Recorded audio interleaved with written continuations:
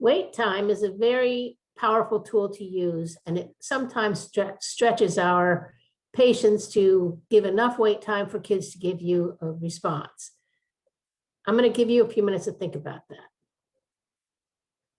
Narrated wait time is when you give a verbal cue that explains to the student that you're going to give them that time, such as, when you're ready to give me your answer, please raise your hand.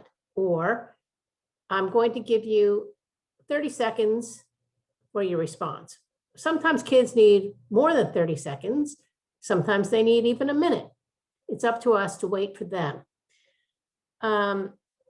You want to give them enough time to think through their answer and feel comfortable giving your response, not just what they think you want to hear.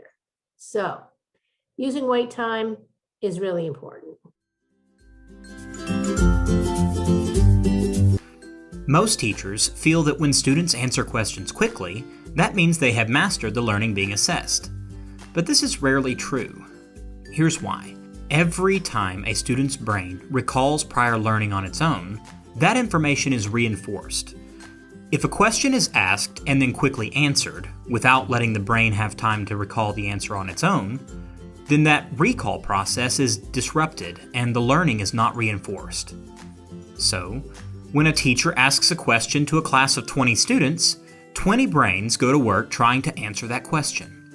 But every one of those brains processes at a different speed.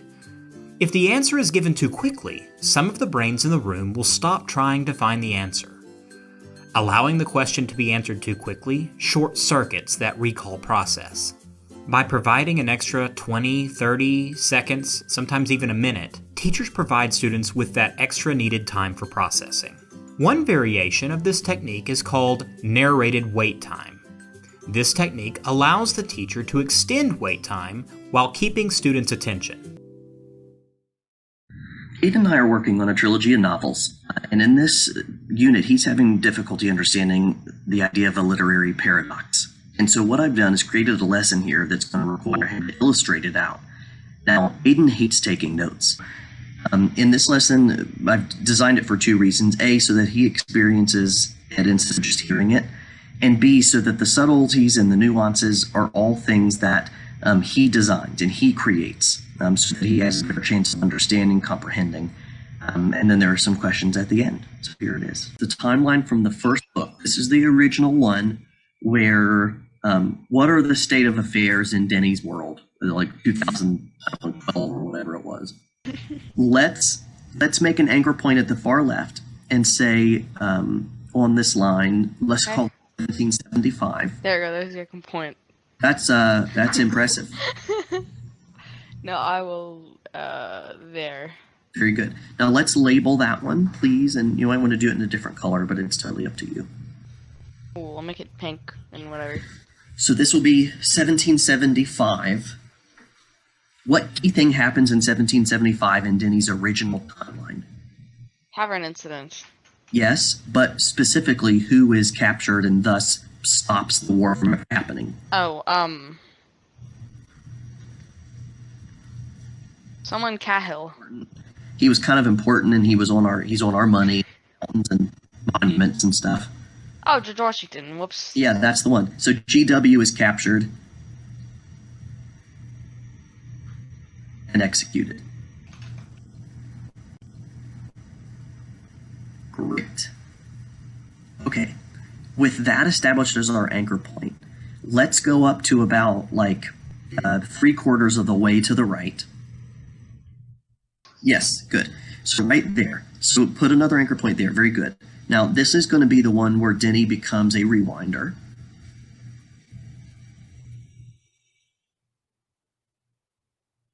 I see where this is going. Mm-hmm.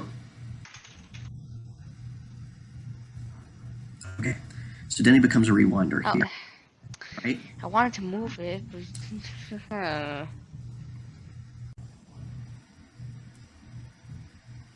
Very good. Okay, now I will stamp it right there.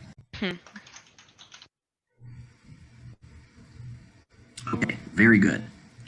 Now, You see every All right, let me timeline 3 here.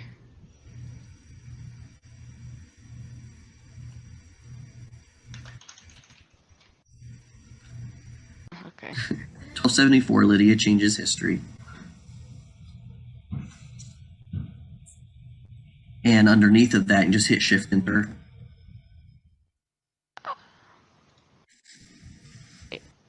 Okay. Mongols conquer Europe. Where do you see a paradox or a parallel reality happening at the same time? Something that's happening that shouldn't be able to. Then in the Mongol timeline, because he's not that age. Yes. Exactly. He should not be able to be there. He should not exist. Why?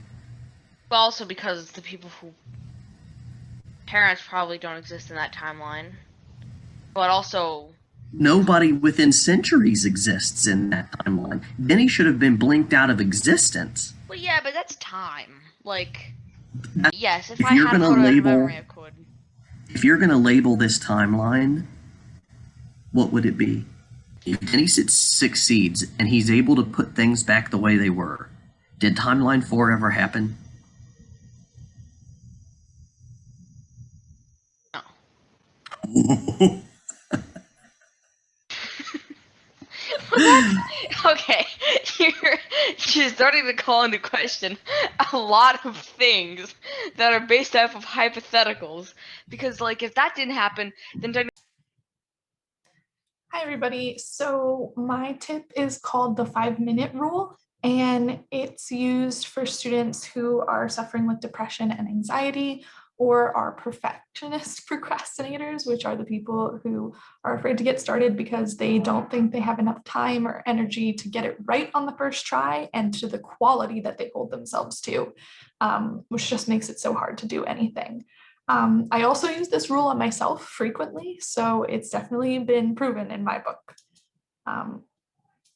So how does it work? Basically, it was made by cognitive behavioral therapists, and it's to overcome those spiraling feelings of failure when you're too tired or too anxious to get started on something, and so you just don't, and then you feel like you can't do anything, and it just gets worse and worse. Instead, it uses that same idea of snowballing your mood by giving you a sense of progress, because it forces you to just get started. And once you have that tiny win, you can usually keep it going. So how to use it? You're going to set a timer for 5 minutes only, and you can't let yourself have an expectation of more than 5 minutes. Even as you're setting that timer, like, don't let yourself think like, oh, I'm going to do it for really like 10 minutes, even though I'm setting the timer for 5 minutes. That's not the point. If you go for 5 minutes and you feel afterward like you can keep going, go for it. Like, that's amazing, but it's not the point of this exercise. The point is to force yourself into remembering that something is always better than nothing, that it's always, always better to complete even part of a task rather than nothing at all. You know, a 50 is always better than a 0. If you can't wash all the dishes, you can wash some of them. And this is a really great conversation to have, especially with older kids, and talk to them about like, what counts as challenging anyway? Like, just because something's hard for someone else, does that mean it's hard for you? No, if it's hard for you, and I know that it is because you weren't going to do any of it, you were so overwhelmed that you just got stuck. I know that's hard.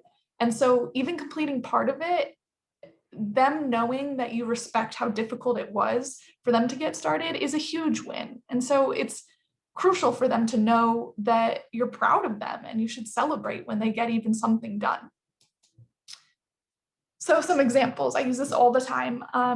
In humanities, something that I did for English constantly was quick write warm-ups. So many kids, especially high schoolers, have this fear of the blank page. Like, I can't write anything. I don't know what I'm going to write. I haven't done research. I don't have a structure.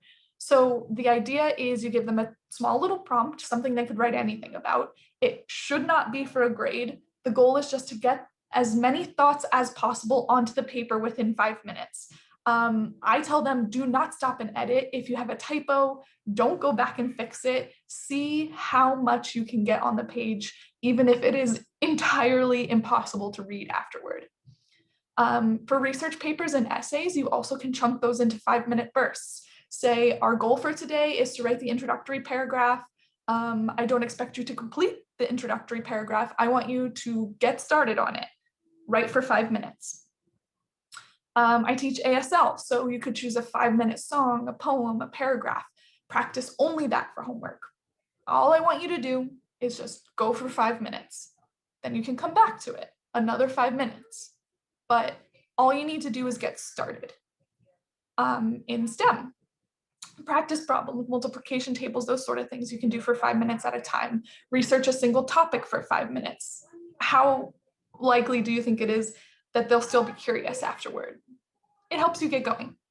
Electives, practice only 5 minutes of music. Warm up sketching, you can do it the same as I did for writing, which is like, hey, I want you to just get going for 5 minutes. It doesn't have to be good. I know perfectionism is a huge problem in art classes.